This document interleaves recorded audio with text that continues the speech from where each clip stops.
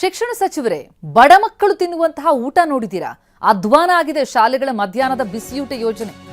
ಶಾಲೆಗಳಲ್ಲಿ mid day meal ತಿಂದ್ರೆ ಮಕ್ಕಳ ಹೊಟ್ಟೆ ಹಾಳಾಗೋದು ಪಕ್ಕ. ಮುಗ್ಗಲ್ ಹಿಡಿದಿದೆ ಮಕ್ಕಳು ತಿನ್ನೋ ಮಧ್ಯಾಹ್ನದ ಬಿಸಿಯೂಟ. ಮಕ್ಕಳಿಗೆ ಬಡಿಸುವಂತಹ ಬಿಸಿಯೂಟದ ದುಸ್ಥಿತಿಯ ದರ್ಶನ TV9 ನಲ್ಲಿ.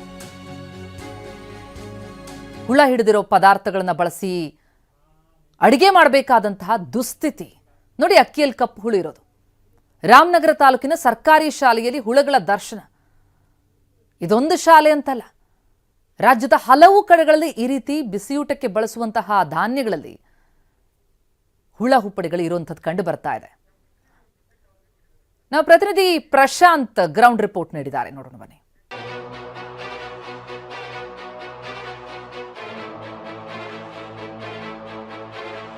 ಸರ್ಕಾರಿ ಶಾಲೆಯಲ್ಲಿ ವ್ಯಾಸಂಗ ಮಾಡ್ತಿರುವಂತಹ ವಿದ್ಯಾರ್ಥಿಗಳು ಹಸುವಿನಿಂದ ಬಳಲಬಾರದು ಅನ್ನೋ ನಿಟ್ಟಿನಲ್ಲಿ ಸರ್ಕಾರ ಬಿಸಿಯೂಟ ಯೋಜನೆಯನ್ನ ಜಾರಿಗೆ ತಂದಿದೆ. ಆದರೆ ಬಿಸಿಯೂಟಕ್ಕೆ ನೀಡ್ತಿರುವಂತಹ ಆಹಾರ ಪದಾರ್ಥಗಳ ಗುಣಮಟ್ಟ ಎಷ್ಟರ ಮಟ್ಟಿಗೆ ಸರಿ ಇದೆ?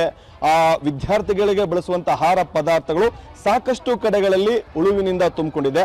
ಅದನ್ನ ಚೆಕ್ ಮಾಡೋ ನಿಟ್ಟಿನಲ್ಲಿ ನಾವು ಇವಾಗ ರಾಮನಗರದ ವಿಜಯನಗರದಲ್ಲಿರುವಂಥ ಸರ್ಕಾರಿ ಗೌರ್ಮೆಂಟ್ ಸ್ಕೂಲಿಗೂ ಕೂಡ ಬಂದಿದ್ದೀವಿ.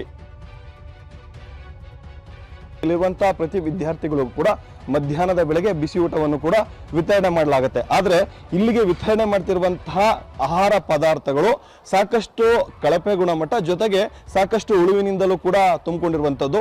ನಾವು ಈ ಒಂದು ಸರ್ಕಾರಿ ಶಾಲೆಗೆ ಬಂದಂತಹ ಸಂದರ್ಭದಲ್ಲಿ ಬಿಸಿ ಊಟವನ್ನ ತಯಾರಿಸುವಂತಹ ಅಡಿಗೆ ಸಹಾಯಕರಾಗಿರ್ಬೋದು, ಆ ತಯಾರಕರೇನಿದ್ದಾರೆ ಅವರು ಅಕ್ಕಿಯನ್ನ ಕೇರುವಂತ ಕೆಲಸವನ್ನ ಮಾಡ್ತಾ ಇದ್ದಾರೆ. ಬಹಳ ಪ್ರಮುಖವಾಗಿ ಈ ಒಂದು ಶಾಲೆಗೆ ಕಳೆದ ಹಲವು ದಿನಗಳಿಂದ ಗೋಧಿ ಮತ್ತೆ ಬೇಳೆ ಬಂದಿಲ್ಲ, ಕೇವಲ ಅಕ್ಕಿಯನ್ನು ಕೂಡ ವಿತರಣೆ ಮಾಡಿದ್ದಾರೆ.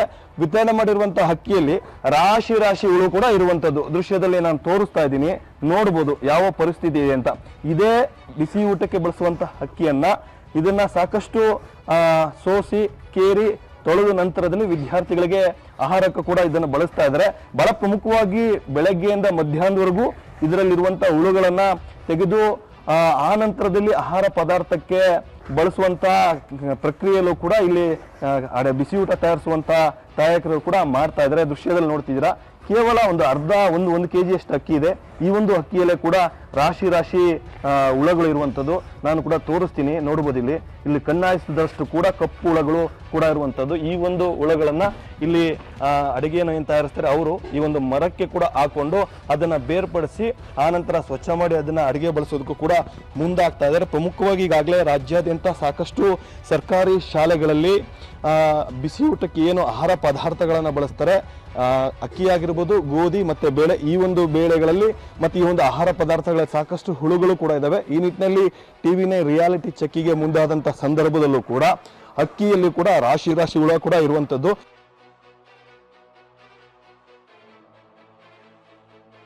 ಒಳ್ಳೆ ಕೆಲಸ ಮಾಡ್ತಾ ಇದ್ದೀರಾ, ಆದ್ರೆ ಸರ್ಕಾರ ಕೊಟ್ಟಿರುವಂತಹ ಅಕ್ಕಿಯಲ್ಲಿ ಈ ಪಾಟಿ ರಾಶಿ ರಾಶಿ ಹುಳ ಇದೆ, ಕಪ್ಪು ಹುಳಗಳು ಇರುವಂತದ್ದು.